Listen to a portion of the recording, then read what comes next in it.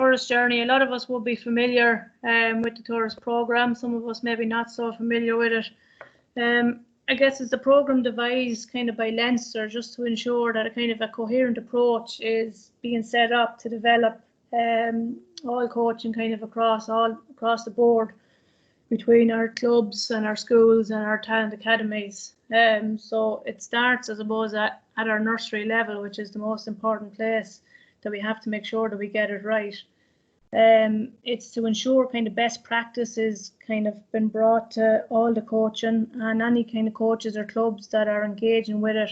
It's creating more learning opportunities for them, which in turn is creating more learning opportunities for the kids that are taking part.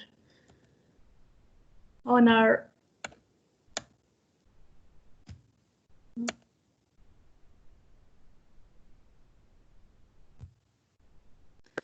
Okay, so our nursery webinar, we're hopefully going to be able to construct an effective nursery at the end, deliver age-appropriate activities for the 4 to 6 year old, and we're going to delve into how to maintain a nursery as well.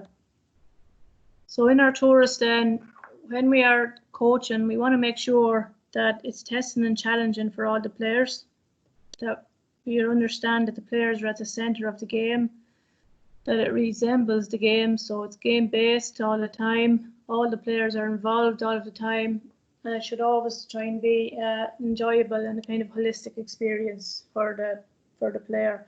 So when we're looking at that, I suppose the tourist word itself is an Irish word kind of, you know, for our journey. So we've got to make sure that we incorporate all of these 5 areas into our coaching when we are coaching.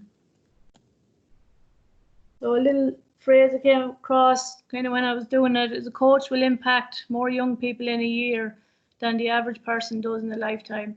Now that's nearly a burden to carry with yourself, but it's a massive thing for each of us as a coach, and something that, you know, we really should be thinking of when we are coaching, and that how many different lives that you actually do affect and that you can help along the way when you are coaching. So the player pathway, we can see here are kind of our 6 different areas that we're focusing on: psychological focus, team play, our physical development, our participant feedback, our tactical and our technical. We're probably wondering, are we after maybe tuning into the wrong webinar? But the next few slides will show that all of these do make sense and that they all need to be brought in when we are talking about nursery child as well. It's a staged approach that's going to map your player's journey, and it's a guide for your coaches to deliver what's needed and when it's needed. If we follow our tourist principles at every age group, they're going to have a clear understanding of where the player is and of where the player is heading. So we know from coaching at our nursery level or any other age level that children develop at different rates. So because we have a strong child or we might have a weak child, we don't just tar them with the same brush and give them the same drill to do. We have to make sure that we're treating them as individuals and that we're bringing them along for the correct development that they need at the right time. Again, our player pathway here just gives us a nice guide into where the child is. So when we're at a child stage here, that we're only playing to learn, and that's a nice curve all the way up then into our youth where we learn to compete, and it's only then at our adult stage then is that we should be competing to win. And it's something that we really have to take out of our underage game here, especially with our child here in our nursery. So hopefully when things change a bit, we get out into our clubs and we'll be able to, we have these cards for each club. So this is the player pathway for our 4 to 6 year old. So with that, in our technical skills, our tactical prowess, our team play, our physical fitness, and our psychological focus and our participant feedback here. So we think these things are not important for the child, especially when we talk about maybe our tactical prowess. We can see here that all 6 elements are important, that we have the child here at the centre, and that the tactical prowess for them is just decision making, just simple little games like piggy in the middle or 2v1 games where they have to try and they're chasing, target game where you're knocking over the tower, whatever it is. Our team play then, we're looking into small little games, just 1v1s, 2v2, 3v3s, that they're getting a touch of the ball all the time, that all the players are involved all the time. We have seen probably heading out to nurseries that you could have a brilliant crowd in for training one evening, maybe with 24 down for training, and we still see trainers maybe throwing in the ball and 12v12, and we have maybe the majority of the kids maybe picking daisies in the corner and 2 or 3 guys half playing rugby with the ball. So we've got to make sure that when we're doing it, that by following the principles, that we're keeping it to really small sided games. That's ensuring that it's testing, it's challenging, it's ensuring that all of the kids are getting touches of the ball all the time, that it's resembling the game, and that the session is built around the player. For our physical fitness then, really important at our nursery level, and we're going to be going a lot into it, that we're concentrating on our agility, our balance, our coordination, our running, our jumping, our throwing. Okay, all of these things need to be done at our nursery level to ensure that we can move on to the next step. Our technical skills then, we're going to be looking probably at our kicking, our catching, our throwing, handling, our picking up. They can all be introduced at that level. And again, making sure that they're able to do them things before they're going on to do any harder technical skills. Right, again, we would see probably when we go to our nurseries that we see full-sided games happening, we see solos going on, we see maybe the senior player coming down training them and maybe even resembling what they're after doing at senior training themselves. All right, so it doesn't work like that. We have to make sure that we're training them for the people that they are. Around the outside then of our card, we can see that the coach, so all the different things, each card will have different stuff for each age group. So our coach here, that it's, you know, the coach is open-minded, that they're ready for their trial and error. They're well organised. It is a bit text heavy there, but we'll be sending out this presentation to everybody, so you can have a good read through it at that stage. Again, the player and the game as well, which we touched on. The environment here we'll go on to again later on, so we won't touch that now. On the back of the card, then we go through then what's going to be kind of key little games for the age group that we're looking at. So here we can see it's based on a kind of a stations model. So they're starting off in the game, they're moving on, then it gets a bit of a gameplay one. They're moving on then into 3v3 end zone and a fun game, then the skill, the piggy in the middle, and then activity just kind of like rob the nest. All right, so they're the type of kind of activities that we're going to be looking at when we're looking at our nursery level, and that's one approach that we can take, is kind of a stations-based model that we can take as well. So what is a club nursery? Right. So when I think about a club nursery, I think about kind of foundations. I think that the player and the club is going to have to be built on a good foundation.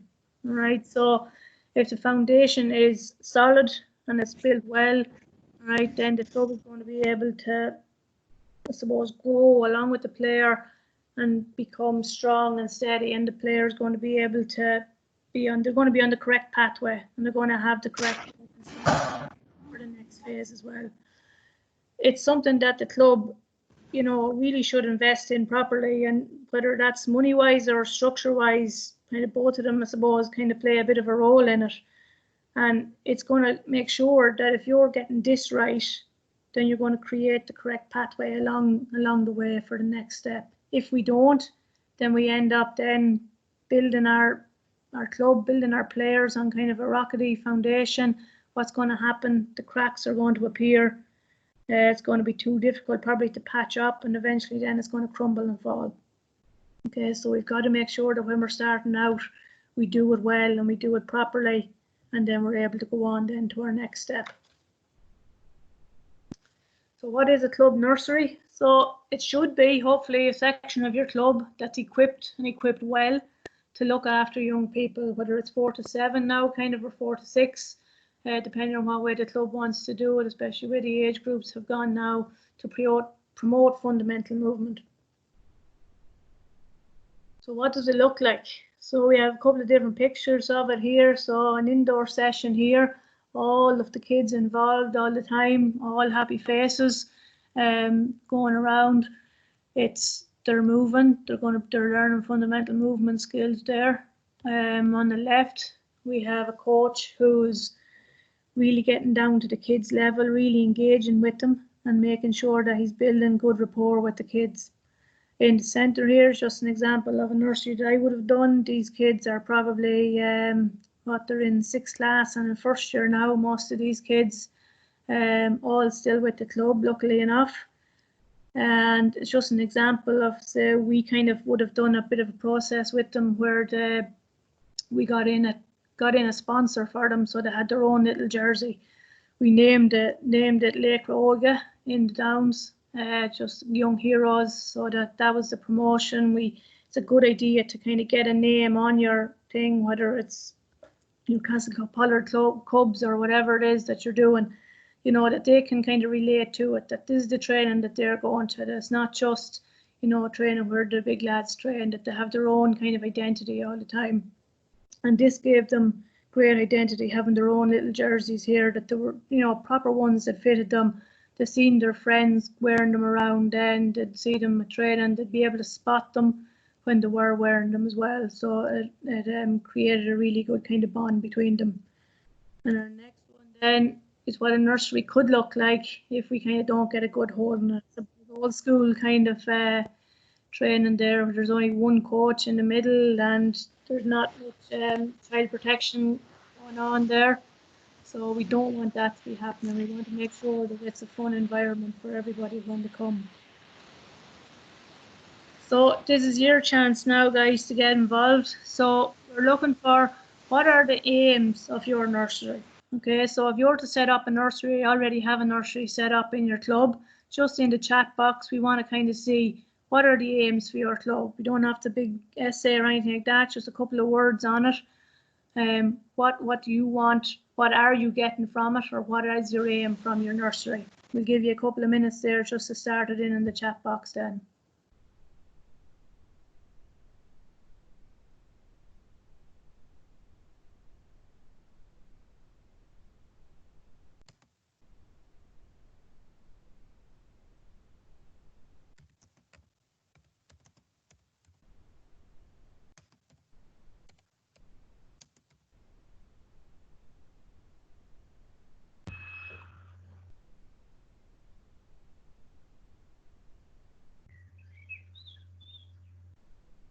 Great, we have a few coming in there already. Coming in there now, Bernie. So, simple aim is in our club. Moving down on me, sorry. Simple aim in our club was to have the kids wanting to come back to training each week. Brilliant. Create a fun and safe environment for the children and parents and coaches. Kids to get enjoyment out of it, participation. All-inclusive, friendly and inviting atmosphere, fun exercises. Children enjoying themselves, learning the basic skills through the games and association of GAA, and coming to the club. Enjoyment again. To bring young players through the youth and seniors, keep them good numbers and players coming through. Happy instrument to GAA, fun for children and coaches. Again, fun and getting them back. Kids looking forward to training. Another fun, so it's all fun, which is brilliant. Developed interest in the game. Keep as many involved in the club again. Fun, encouraging parents getting involved. Create an environment where kids can feel safe. Also getting parents involved. Make it fun again.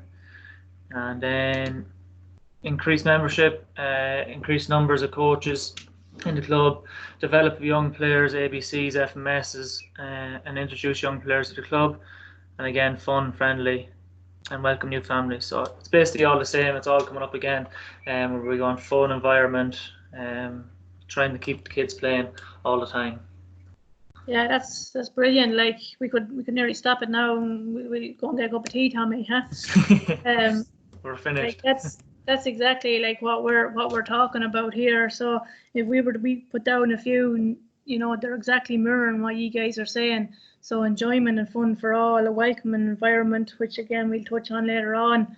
Maybe one thing that we're not in, just making sure that the coaches, you know, are educated or qualified, and we don't mean, you know, that they have to have an award 2 done or anything like that, but try and get them, you know, with a bit of foundation done, that make sure that they have the child protection course done, when they're getting involved, as many workshops and stuff that they can do. If you have coaches that are well qualified and know what they're doing, it's obviously going to make the running of the nursery run much smoother and much more efficient. And we think it came up there about young children being the club's future. So again, that's massive, like they are. And if we don't have them and keep them in our club, then clubs are going to fall to pieces, kind of a bit like kind of the analogy we saw earlier. So kind of took over home today, and it's probably very, very relevant now in the times that we're in at the minute, and going to take over the world tomorrow.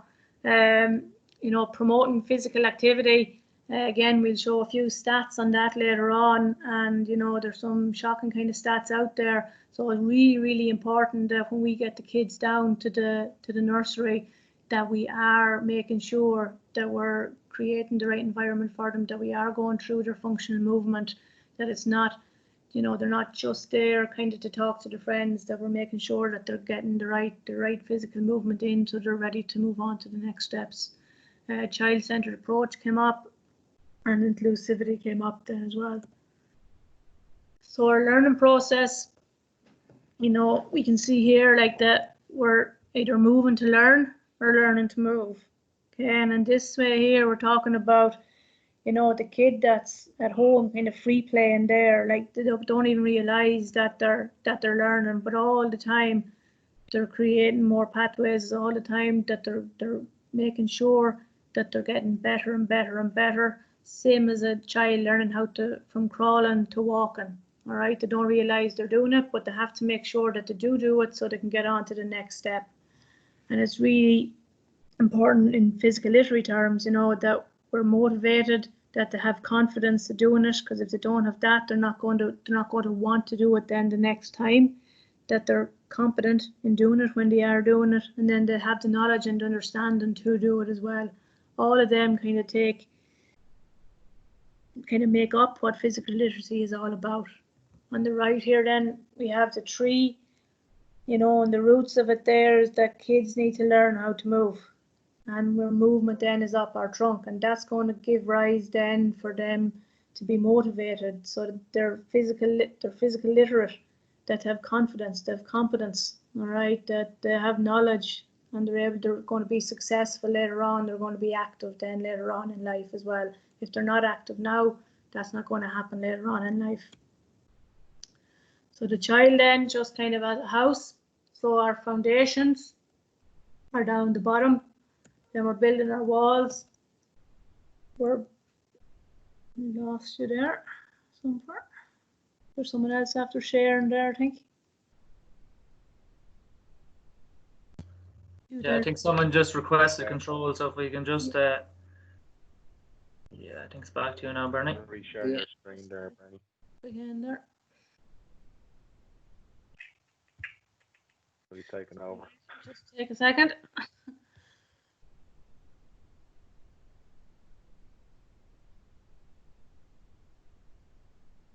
Sorry, now I'll just take a second to go on to that. So our house kind of has that. So we're building our foundations at the bottom, then our walls, then our roof. It's just loading there now, Bernie. You have to go through it again. Yep. Yeah, up there now. So, you know, onto our roof and our doors and our windows. You can see here just from this one that we have our ABCs, our RJTs, our catching, our kicking, our striking, our passing, and our games, just as kind of clouds around the house. So with our house here, and again into our chat box, we just want you just engaging again a little bit. So what would you put your ABC as? Would it be the roof? Would it be the foundation? Would it be the windows?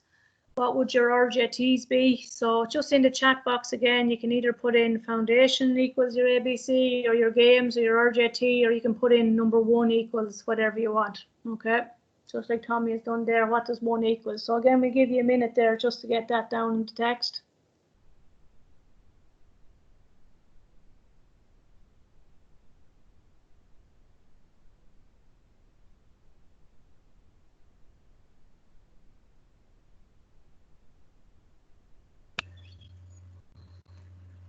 If you're fast at typing, you can say what all 4 clouds are.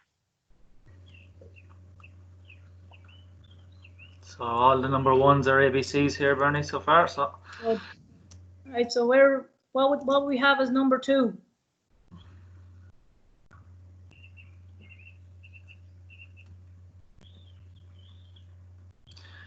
twos are going 2 so far are RJTs. Good stuff. Couple of the RJTs, yeah. And then the roof.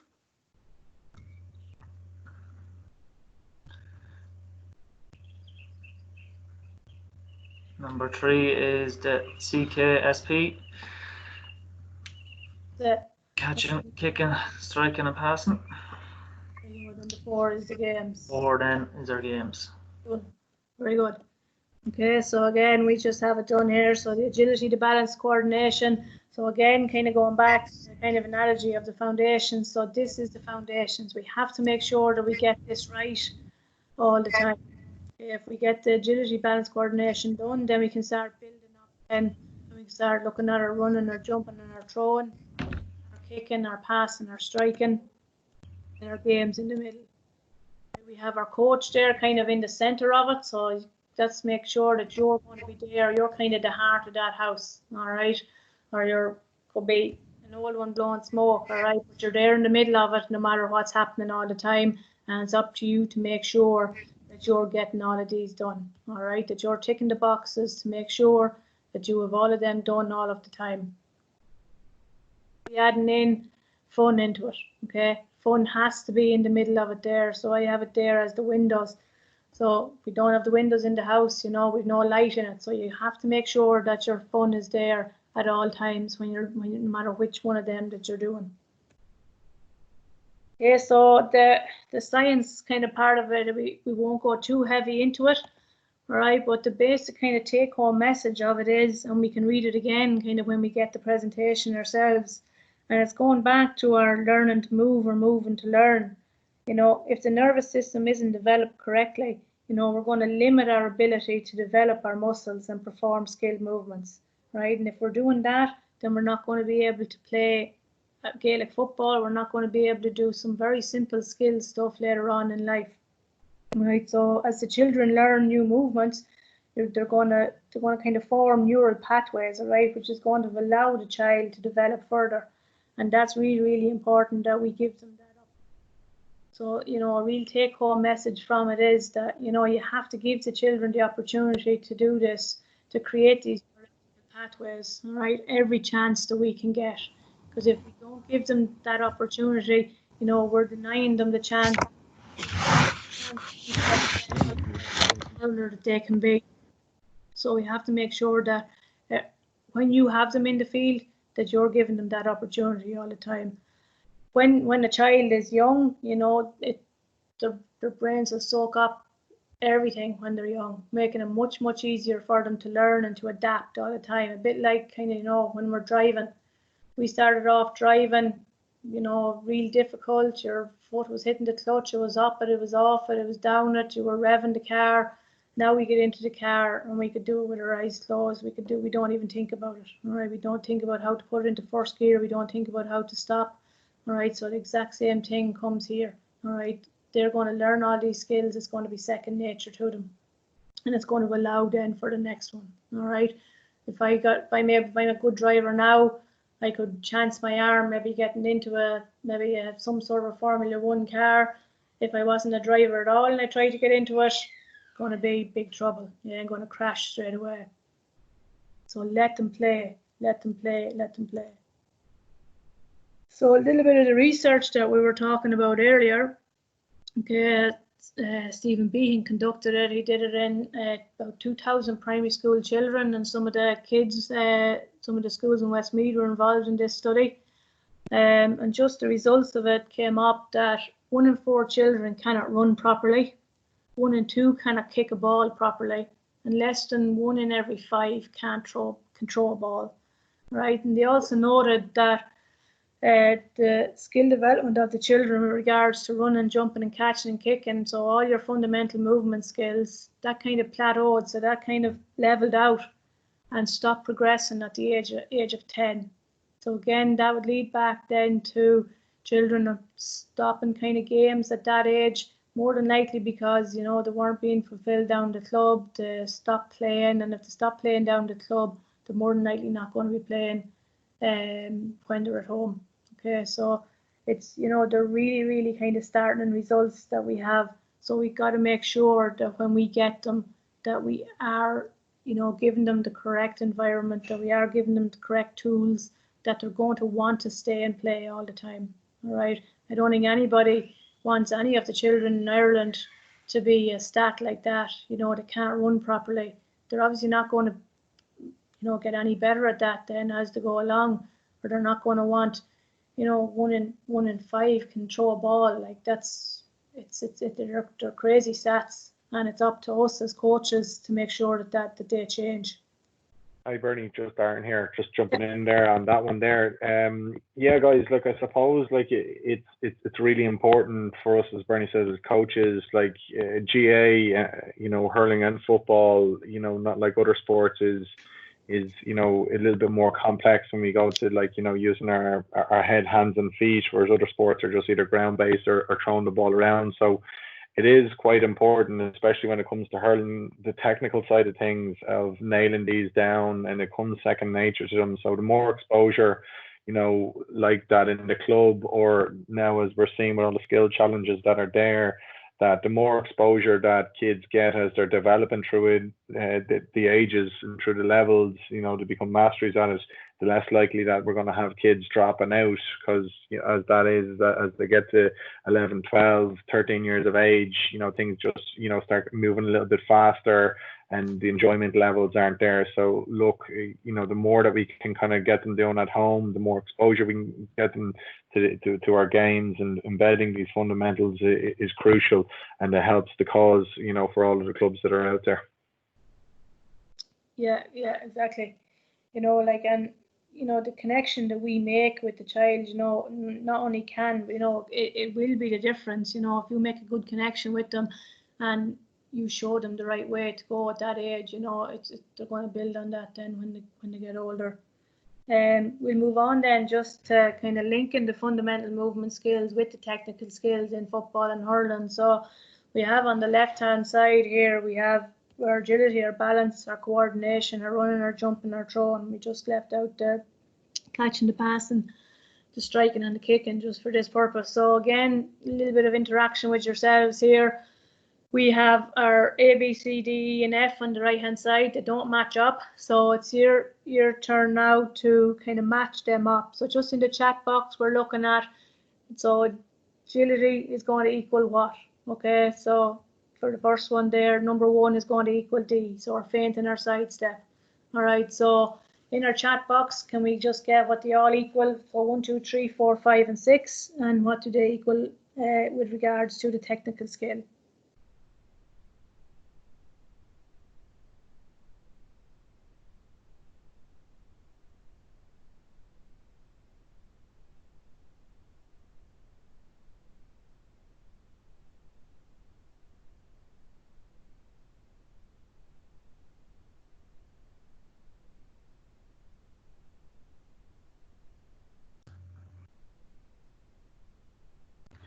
So yeah, one is verse 6 equals C, 1 equals D. She gave you that one though. 2 equals A, 1 equals D, 4 equals B, 5 equals F.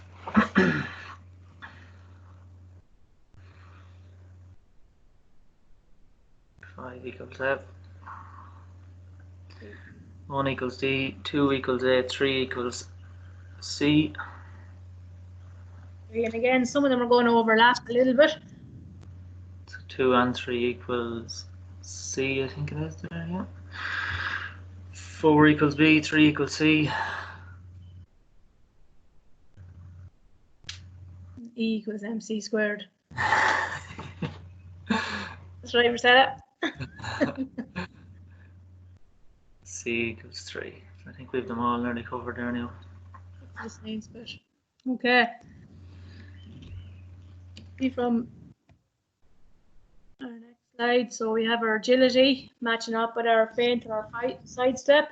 Our balance going to be in our crouch lift. And again, we think we had a few there to saying that it was maybe with our striking, and of course it is. And then going to link in with your striking. It's going to link in with your kicking, all right, your passing as well. I think a couple of people had it with their hand passing. Running, our solo run, our jumping, and our high catch, and then our throwing then into our hand pass as well. Right, so again, if we don't have these building blocks done here on the left, we can see now how they really relate to all the technical skills in the game. And if we don't get these right, they're going to really struggle then to be able to perform the other skills of the game. So another little quote. So every block of stone has a statue inside it, and it's the task of the sculptor to discover it. So, you know, there's probably a little bit of a Michelangelo in all of us, and we really do have to make sure that we try and kind of discover that, and we give a proper holistic kind of chance to every child, that, you know, and we're making sure that that all 6 kind of areas that we looked at in the tourists are all created all the time. You know, that we're not leaving out one of them, because if we leave out one of them, there's going to be, you know, we can't make it up by something else. You know, if one's not going to compensate for the lack of another, right? So we have to make sure that we develop them all so that the player can thrive, and that's up to us. So the environment, we just hand this over to Tommy there, and if there's any other questions, kind of anything that I've kind of talked about, we can ask now, or we can join in later on and give me a shout on them. I'm going to hand this bit over to Tommy just to kind of talk about, you know, the running of the nursery, the environment of it, how we set it up, and kind of the games that we're going to play then in it. Okay, so these next couple of slides are just stuff that we have that we think are the most important bits for your nursery. So as you can see, as Bernie alluded to already, that fun is the most important thing, okay, and that's the priority for your nursery. Every child has their own ball. It's important that maybe at the start of training that you just let the kids off, just maybe for 5 or 6 minutes, just kicking the ball around, striking the ball around. Discovery, okay, so they're there to learn, trial and error. That's the most important thing. That, look, if you go out and say how to drill, them picking up the ball, that you don't run over straight away. Okay, let them have their chance. If they have to do it 3 or 4 times and you can spot why they're doing it wrong, then you move in. Variety, different equipment, different colours, sizes of the balls. Okay, so different equipment. No harm if you wanted to bring down a tennis racket. Okay, something different. All right, keep the kids thinking all the time. Okay, it's always going to be hand-eye coordination. Okay, all these different things. Coaches ratio then to 1 to 6. We find this is the best thing to do. Look, it's the tourists as well at 1 to 6, but you have more control as well of the kids. After 6 or 7, 8, okay, it's tough on the coach, okay, especially if you're doing your stations. That if you have more than 6 people at a station, it's hard to control it. All right, and basically what it is, it's organized chaos. Okay, I'll move on there, B. So the structure then, so the child-centered approach again, so station-based, as Bernie said already, as you've seen in the tourist cards, that hopefully we'll get them out to you.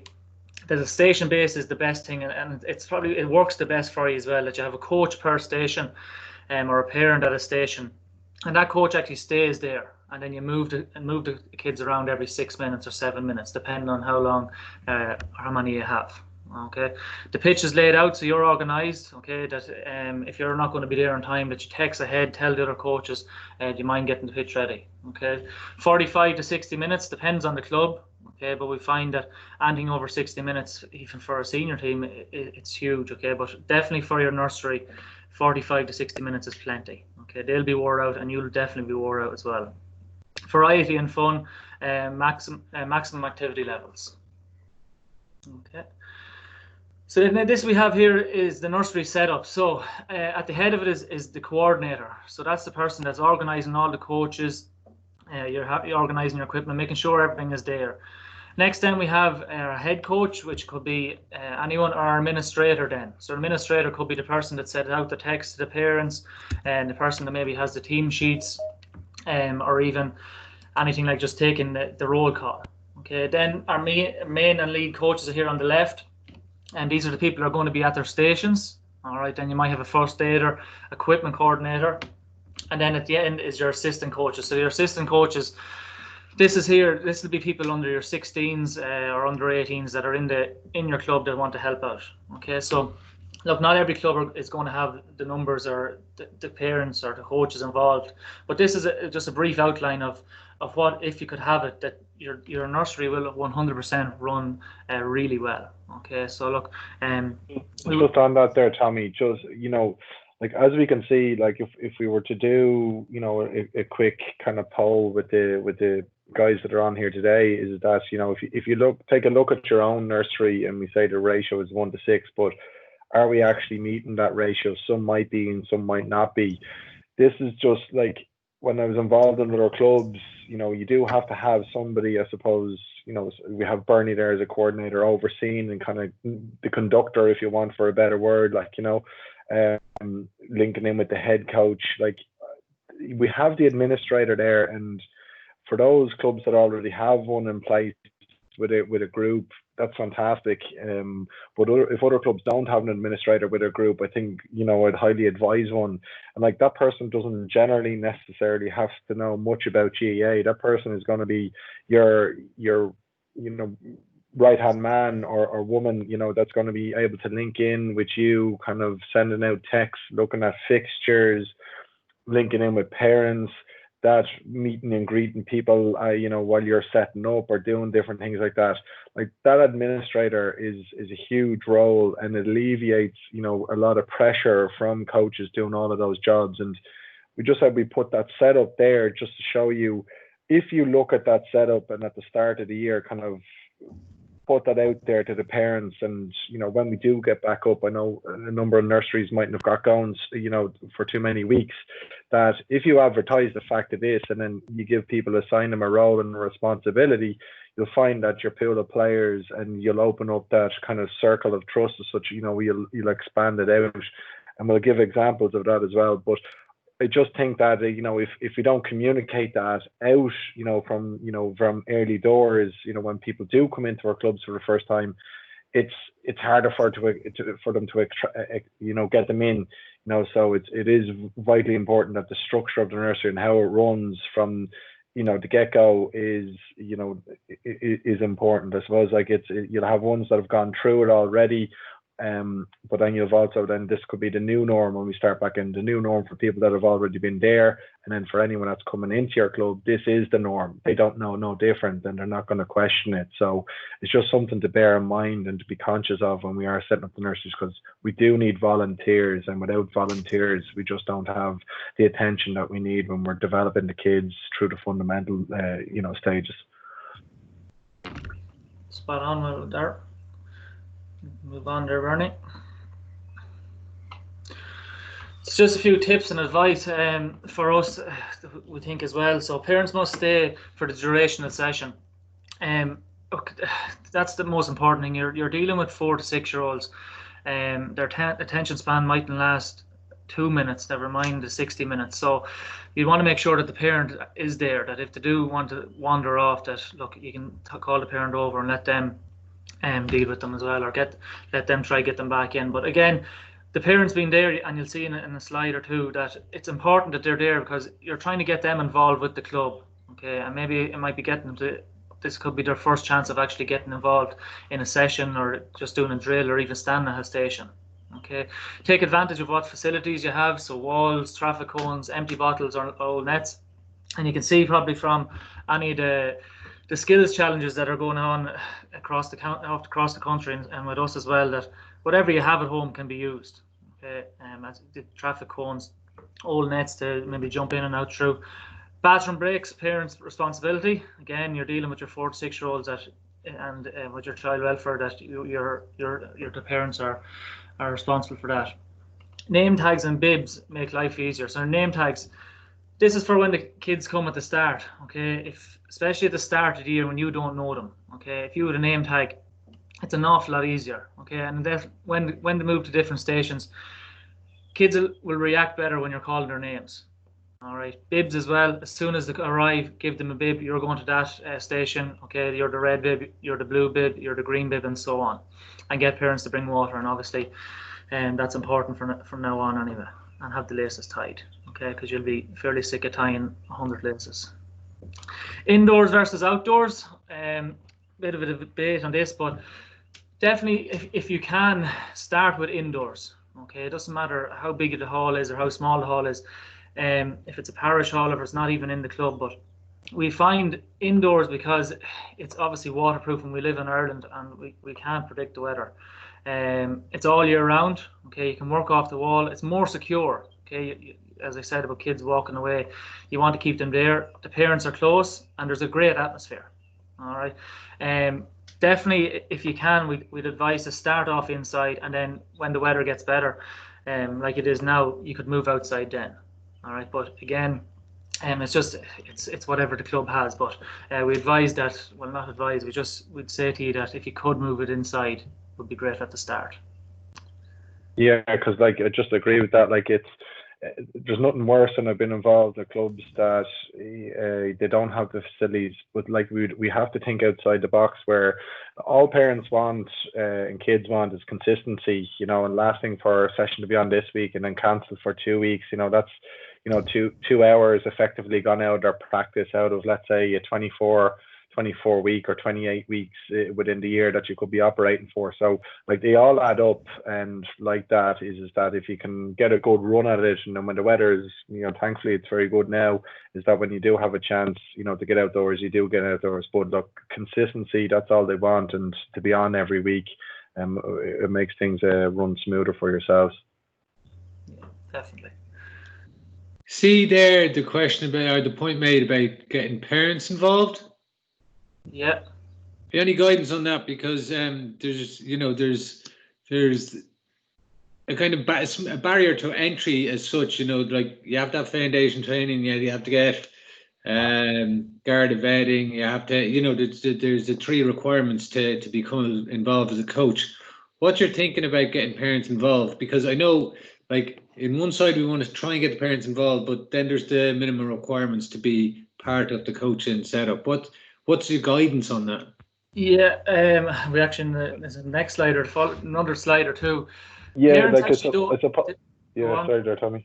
Yeah, no, just I suppose, yeah, and Tommy, you'll be talking about there. It's just, I suppose, look, it's kind of when parents do kind of come down for the very first time like that, there's the Garda vetting and there's the safeguarding and stuff like that.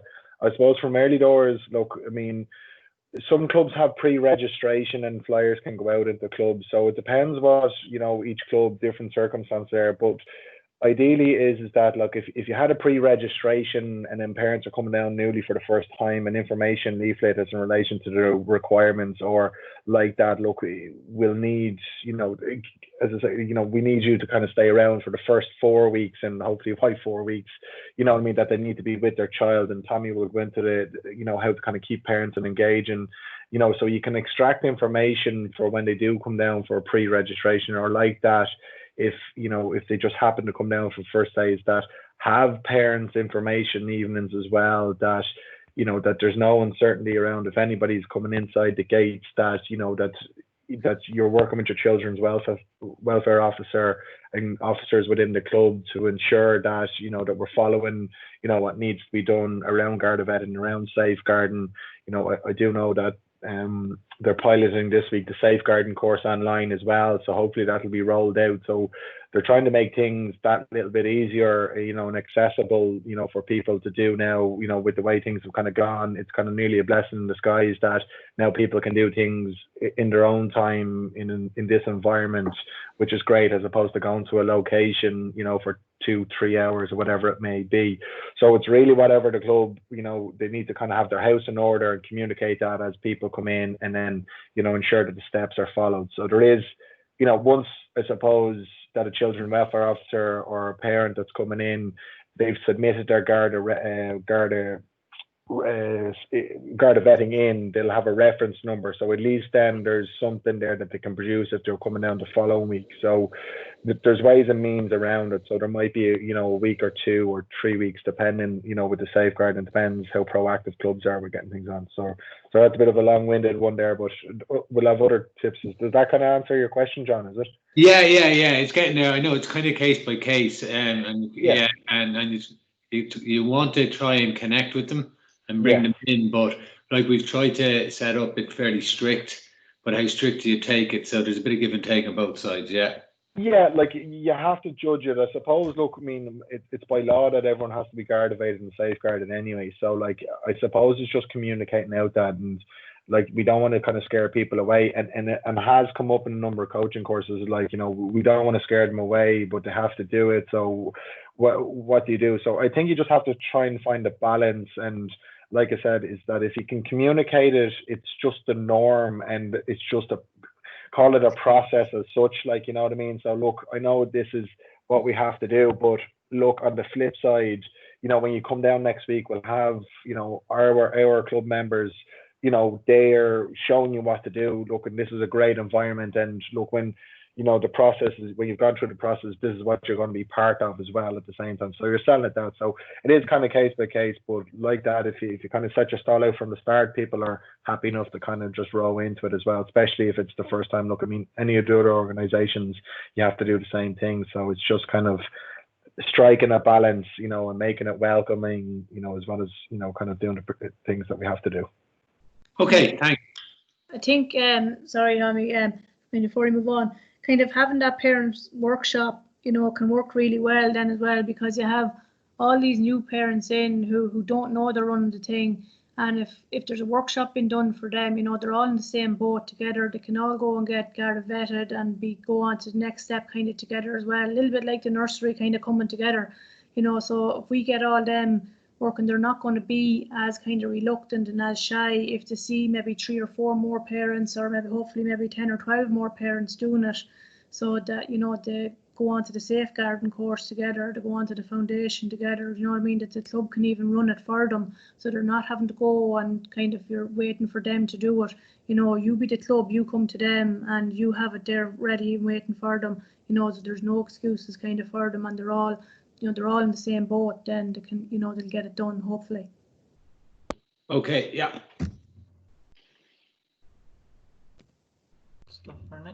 Thanks.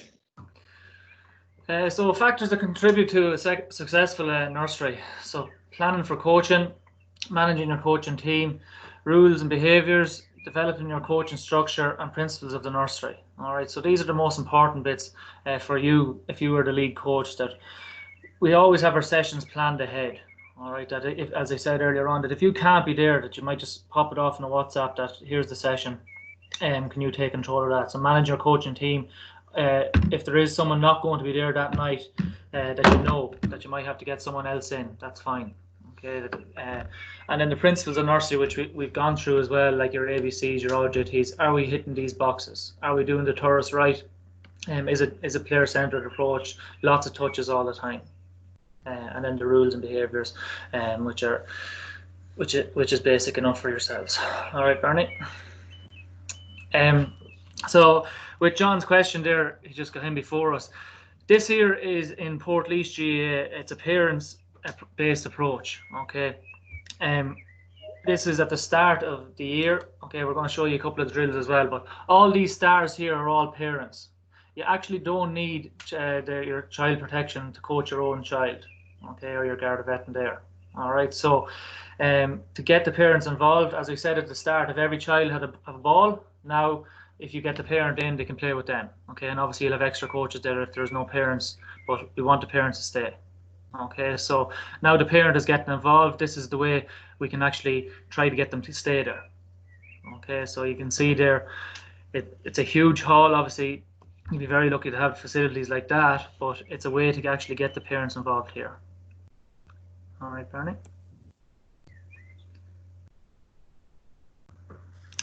So here are the nursery videos. So we have a couple of videos here that I'm going to show you. These are just a couple of games that you can play or get the parents to play with their kids, okay, at the start of the session maybe, or at the end of the session, or at any time when the parents are standing around it. These are games that actually are online that we'll show you now in a few minutes, but if Bernie's going to play one or two of them here. Yeah, we play them. So the first one just is a mirror one, so we can see that it's going to be, I have a feeling that the sound is not going to work on it. It was playing earlier, but when I went through it earlier, it wasn't on the presentation for some reason. But we can see that it's going to be, the parents are totally involved. It's a pity that you can't hear the sound, but we might click into it later on. Tommy, when you're going through the planner, we'll be able to hear it then.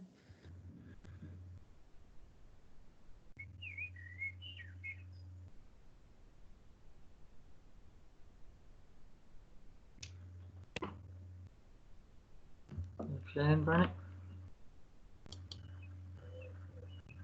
It is now.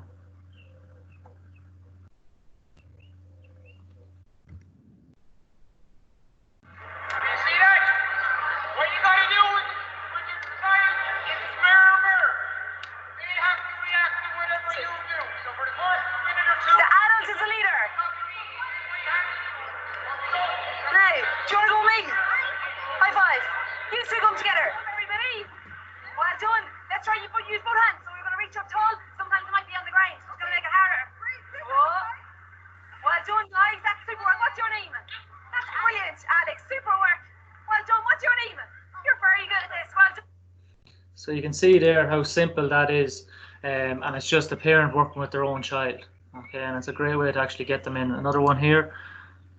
Could you hear that, Bernie?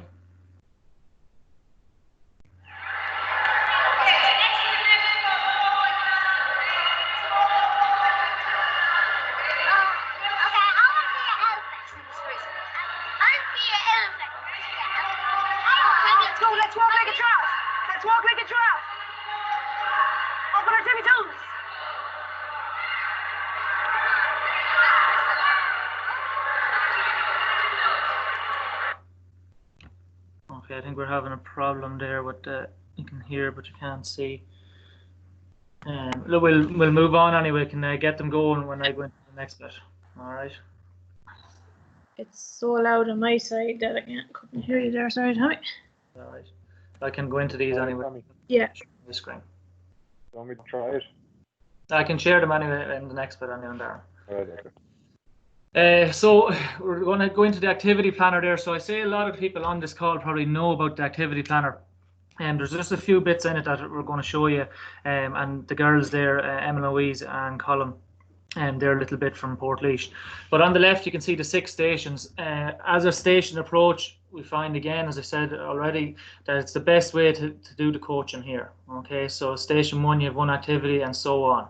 The coach that's there, they always stay, and you rotate the kids every time. Okay, every 6 minutes or 7 minutes, depending on how many you have.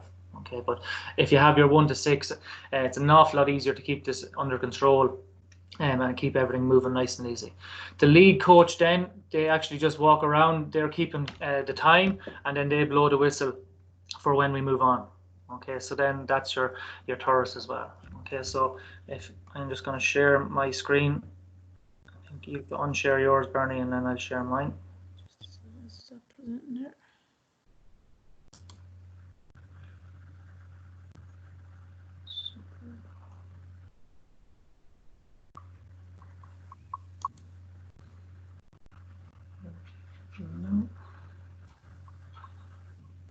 Is that loading, Bernie?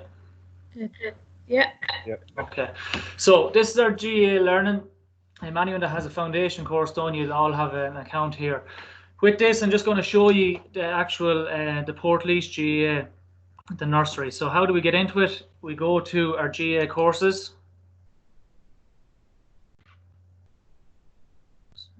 Give me a second to load. And then we go to coach, which is here.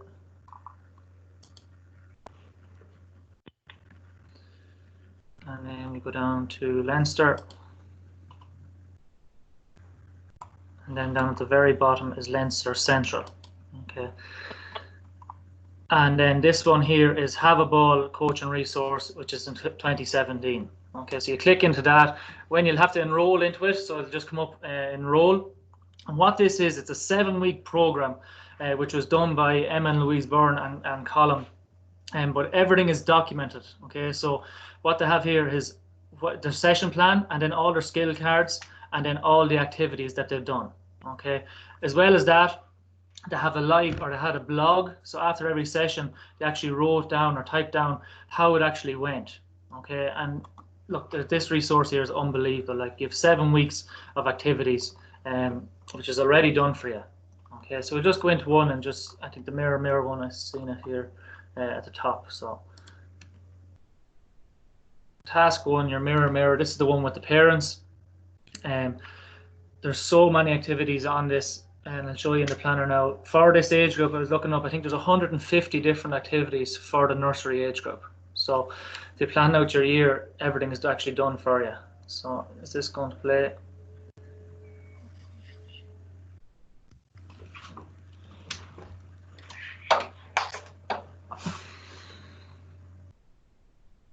Can you see that, Bernie? Just still loading there, right? No, I think this is it. You can see it now, yeah?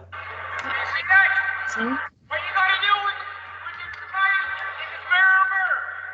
They have to react to whatever you do. So for the first minute or two, The adult is the leader. Now, do you want to go with me? High five. You two come together. Everybody. Well done. Let's try. Use both hands. So we're going to reach up tall. Sometimes it might be on the ground. So it's going to make it harder. Well done, guys. That's super work. What's your name? That's brilliant, Alex. Super work. Well done. What's your name? You're very good at this. Well done. All right. So as you can see how simple that was. But everything here is documented. There's videos on all the activities that the girls have done. And as I said already, the real good bit of it is the blog that they have. Okay, so a little bit up here. So you can see their weekly blog as well. Okay, so you can just go into this, and it shows you how the thought went and what went well and what didn't go well. I think for the first week that they actually had of this, I think they planned to have maybe 30 or 40 kids and ended up having maybe 70 or 80 arrived. Okay, so they're lucky enough in Portlaoise to have them numbers. But again, it's always something you have to, you don't know how many are going to come the first night, okay, or the first couple of nights, but you have to be prepared, and you want to make sure that you have the extra coaches there, the extra bodies to help fill in. Sorry there, Tommy, could you just show us the plan there? You see the session, so the actual plan, how like the yeah. So like no harm just kind of for just seeing what they'd put together for it and would have shared with their coaches then. So like that, I know some people might be doing it already, but having a clear plan, how it's laid out and what we've spoken about, you know, the station based as well. So it's a fantastic resource, and it's great.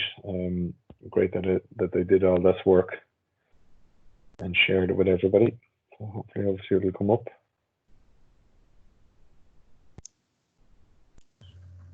Loading, I think, is it? Loading, is it? Now, there it is. There. Okay. So you can see here number of participants that they expected maybe 20 to come, and I think it was double or triple that. But then you have your parent and child tasks. So they had 4 parent and child tasks. So obviously this is for the first evening. As we said, you don't need your child protection to work with your own child. This is the station base as well. Your warm-ups, all right, and then your activities and a cool down. As you can see, they're all 5 minutes. Okay, and you're moving it each on every station. All right, so look, this is why we were saying about it's important to have your sessions done, that if you got caught in work or whatever, that you can just pop this on in a text message or to the other coach, and they know exactly what way to set it up and what's there. I suppose another good thing on that is, you know, if you are doing a lot of work with your parent and child, it's very easy then for the kid to bring their own ball. If they have their own favourite ball that they might be more inclined to play, if they have that, they can mind it there. There's absolutely numerous different games and throw and hop and bounce and catching that you can play, you know, one-on-one like that with the parent-child. So it might be another way of kind of making sure that you have enough equipment there if the club is kind of short on a little bit of equipment as well. Yeah, exactly.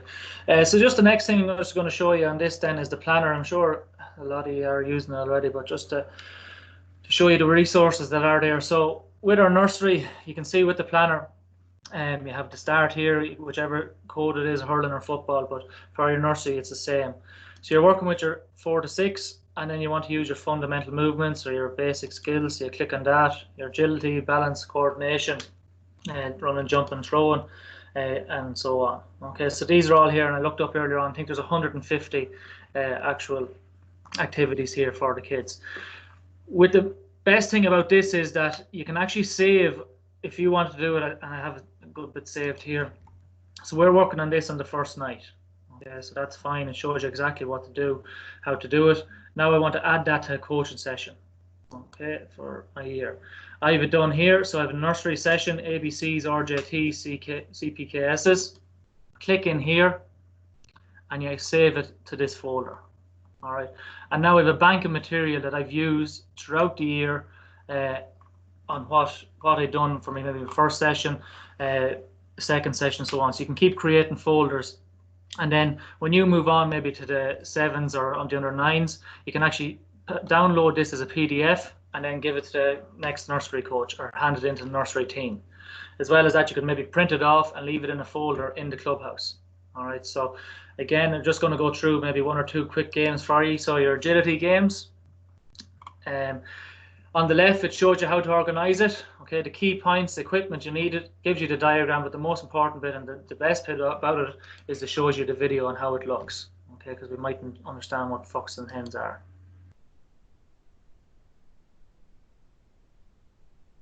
This is an agility exercise for young players. One player is designated the fox, who must chase the hens around the play area. The hens are safe when standing on the round markers. So you see there exactly how that works. Which, like looking at the diagram, it'd be hard to see that, but when you see the video, it's a great resource that's there. Okay, and then the sessions are all saved up here. So now bank of material that's here, all my sessions. So say again, like the girls did, session 1, week 1 is here, week 2, and so on and so on and so on, and then we can save that and maybe hand it on to the next nursery coach that's coming on, or the lead coach. Okay, so there's loads of material there, which is a great resource. All right, Bernie, and I'll stop sharing my screen.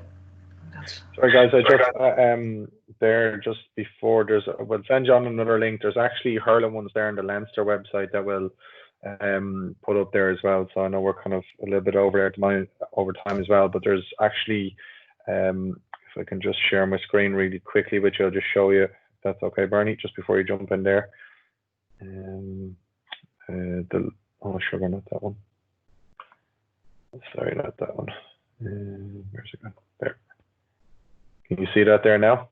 It's loading, yeah. Yeah. Yeah. So like that, there's a hurling one there as well on the Leinster website, and we'll put the links to it. And like that, then there's videos and activities then as well. So just to show you there. All right.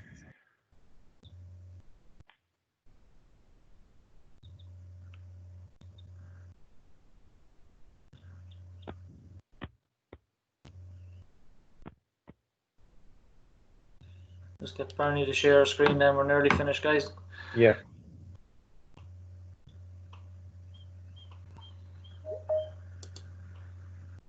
You got it there, Bernie? Yeah, cool. Yeah.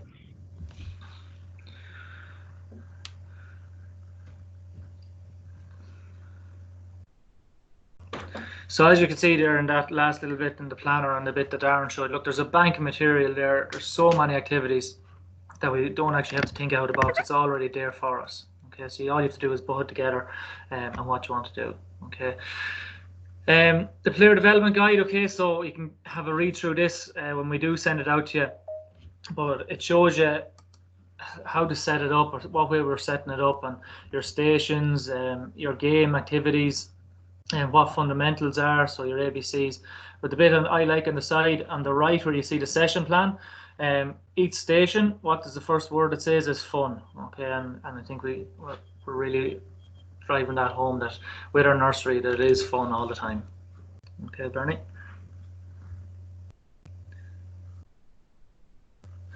So then your spec respect. So you be respectful, be encouraging, be supportive, be positive, be enabling, be considerate, and be tolerant, and then enjoyment. Okay, so that's important for you. So just remember, children are like cement, whatever falls on them makes an impression. So you can see that picture, it's very powerful. The child will always copy what you do. Okay, so that's our job, that we make sure that whatever we do and that it's a positive, if whatever sessions or whenever they come down here, that we have a smile on our face, that it's a welcome, you're there with your open arms, that any child is welcome. Okay, and no matter what the ability is, that we're there to help them and try and improve everyone. Okay, as Bernie said as well, that it doesn't matter if they're the best player or the weakest player, that everyone is treated the same. And nearly there now, so what will we follow up? So all resources will be emailed out to anyone that's on the webinar tonight. So, and as well as Darren said about the Leinster, the hurling bit there, all this is recorded, so it'll all be sent out to you. And again, look, if coaches have any questions or need any guidance over the next couple of months or any time, we're always here, myself, Bernie, Thomas and Darren and Kieran. All you need to do is pick up the phone or pop us an email, and if we have the answers, hopefully we'll be able to get them out to you. And finally, any questions for Bernie? If you have any questions, if you want to open up your mic, that's fine. Or if you want to just write or type them into the text box, that'd be great. But look, hopefully you took away something from tonight. And if you don't want to ask any questions now, that you can always email us, as I said already. Tommy, Niall O'Brien here. Look, before the questions come in, just want to say thanks a million. That was a brilliant presentation. Well done to you and Bernie and Darren and everyone. So fair play, and fair play to everyone for tuning in. Cheers, Niall. Thanks, man. Hi, Tommy. Yeah. Oh, yes, Frank here, Frank Connolly, Clonkill. Don't have a question, but more of a suggestion. What I found with 3 years of doing nursery was to use similar language to what their teacher was using in national school. So, like, instead of asking the kids, to be quiet or to listen, I found myself using cueness, or to stay in their lina, when you're doing drills and stuff.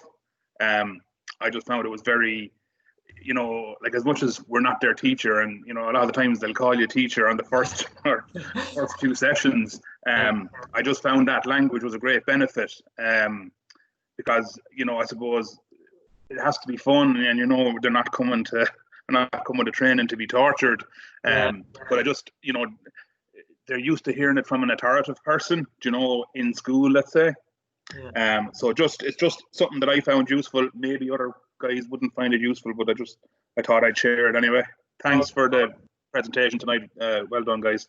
Thanks very much, Frank. That's a really good idea. Like, as you said, like, they're probably only in junior infants, these guys, and that they are listening to this, get into your lina and so on. And when you come to train, maybe if they hear this, they're like, oh Jesus, yeah, maybe that it is a great idea, and hopefully people will take that away as well. But thanks very much for that. Anyone else has any suggestions or any questions, feel free.